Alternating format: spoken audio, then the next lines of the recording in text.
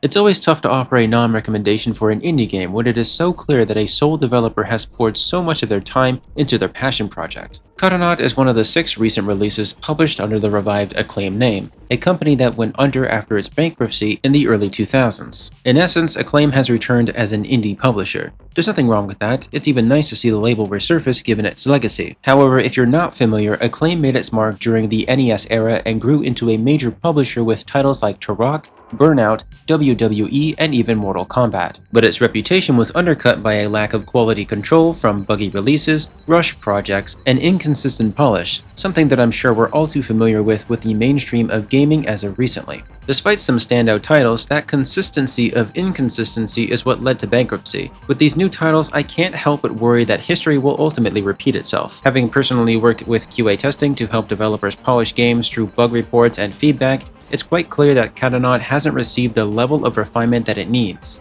I understand the uphill battle that a solo developer faces and don't expect excellence, but Katanaut doesn't feel like it was properly tested with players in mind. Instead, it comes across as something pushed out from a dated publisher that no longer understands what makes a game click. As I do play a lot of roguelikes and roguelites, games that are built with replay value in mind, this leans too heavily into a linear route. Progress is not about learning attack patterns or adapting and becoming a better player. It's about grinding out the same content with slightly altered layouts until you can afford new skills and weapons, while clearing every single room for currency and the occasional upgrade just to stand a chance against the bosses and also elites. Because this is what is randomized, that's the issue. The problem lies in the core mechanic itself. You start with a weapon that launches you in a direction that you are aiming. It's very finicky, clunky, and instantly noticeable until you force yourself to adjust to this game's style. Rarely does it feel satisfying. It's not like you're slicing through enemies with precision with a game like Six Samurai, or rushing bosses the way you would do with the ever-changing and challenging Gurei.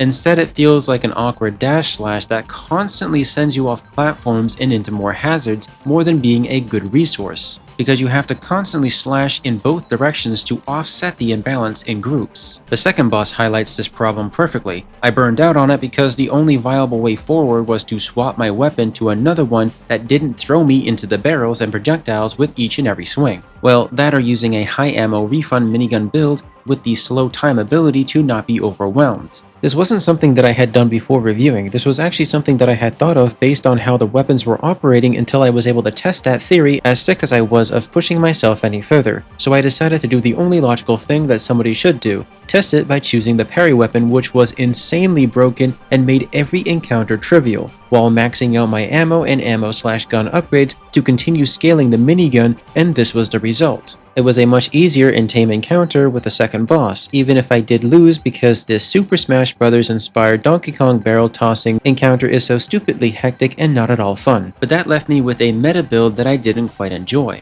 And without enough stamina, you'd just be burning through your resources very quickly, using a powerful weapon to annihilate everything instead of slicing enemies. Easier, yes. Fun? No. You're forced to grind out attempts until stronger weapons and skills are finally unlocked, at which point the game becomes slightly easier, not because you have grown as a player, but because the earlier tools were so weak and unbalanced through skills and perks. Elites and bosses drag this out even more because they are bloated with health and padded with cheap mechanics that punish more than they challenge you, which doesn't feel rewarding. It doesn't feel like skill expression or smart design. It feels like the game is dragging you towards a build that it wants you to use rather than letting you carve your own path, and if you didn't follow along, it will punish you by making you weaker and, as a response, the game harder. Design-wise, Katanaut does take some time to adjust to, and while most of what is here functions, a few choices do drag it down. I couldn't help to notice that the soundtrack, for example, doesn't quite match the thematic style of a space samurai, though that could be a personal opinion that is bound to not be agreed with, but it did stand out as something that I had to mention while I was playing through it. There are plenty of weapons and perks to unlock, but the system felt shallow. You're only given a handful of perks per run, and the damage output boils down to 4 forms: a basic swing, a basic projectile, a modified special effect based on which melee weapon you've chosen, and of course a chosen list of 2 interchangeable skills such as slowing time or throwing shurikens. This list is quite extensive, but it still left me wanting more, something passive that could meaningfully shift how the game plays. Think combat evolution, like for example with the dash slash. Instead, the dash slash is mandatory rather than optional, forcing the player into a mechanic that rarely feels satisfying and undermines both the boss encounters and also the dodge system. From the trailers alone, I expected a fast-paced Metroidvania, but it doesn't fit that mold. Aside from being a platformer with linear boss fights, it's honestly a straight line. Layouts may shift slightly between runs, but you're still doing the exact same thing with maybe a different weapon and a few different skills. The world feels too small and limited while also being fractioned, having to go through multiple doors to get to the next area, and with few things worth exploring. A few locked rooms do exist to over-reward your curiosity rather than expanding the experience.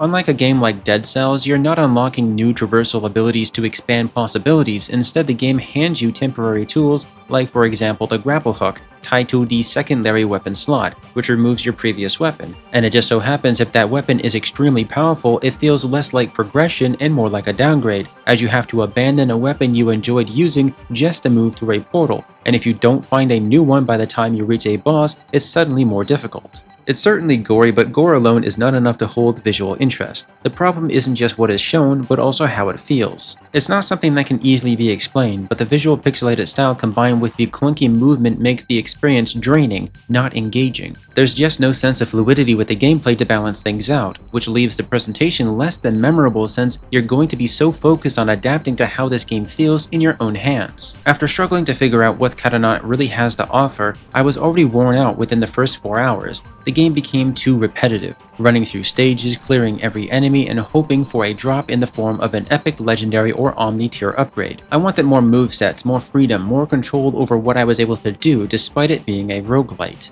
Perks fluctuated between decent melee upgrades and injections tied to secondary kinetic or aether weapons, but none of it felt meaningful enough to continue when you want to shake off the grind. You can play with either a keyboard or controller as both are fully supported. During each run, NPC events occasionally pop up, but unlike the trailers, they don't really feel naturally integrated with the game itself. They come across as scripted injections placed into the world rather than organic moments, appearing out of nowhere, which makes neither the player nor the event seem to care about each other. As for the story, there really isn't any to speak of. You have a few vague sections hinting that the samurai is battling himself and slipping into a void-like state, but these moments are fleeting and underdeveloped. Beyond minor banter between the crew members and the upgrade chatter, there's no real narrative drive to keep you invested as you skip through most of the dialogue. What you get in Katanaut is the same loop. Run, die, grind, repeat, until a lucky run finally lets you one-shot enemies only to face a boss that are still overtuned, erratic, and constantly throwing new random hazards at you, no matter how strong you may have been up until that point. Fail and the cycle starts all over. Meanwhile, you never learned anything about the fight because they are over with before they begin. Boss encounters like this can work when they are concise and fair.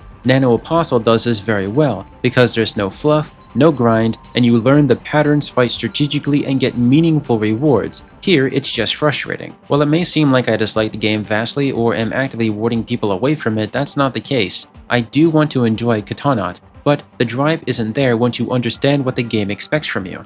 To have a fighting chance against boss fights, I need to farm EXP to buy a few more syringes and health upgrades, which means grinding through the stages at least 4 to 5 more times just to afford the currency for one upgrade. It turns progression into a chore when I would rather blast through enemies and keep moving forward steadily, in a casual but challenging and balanced way, where you're not dead the second you enter a room because you didn't know the attack patterns of an elite or a boss that it took you an hour to reach due to the lack of unlocks and also perks. If you enjoy challenges that aren't really challenges, it might work for you. For me, I've already moved on and I don't plan on coming back.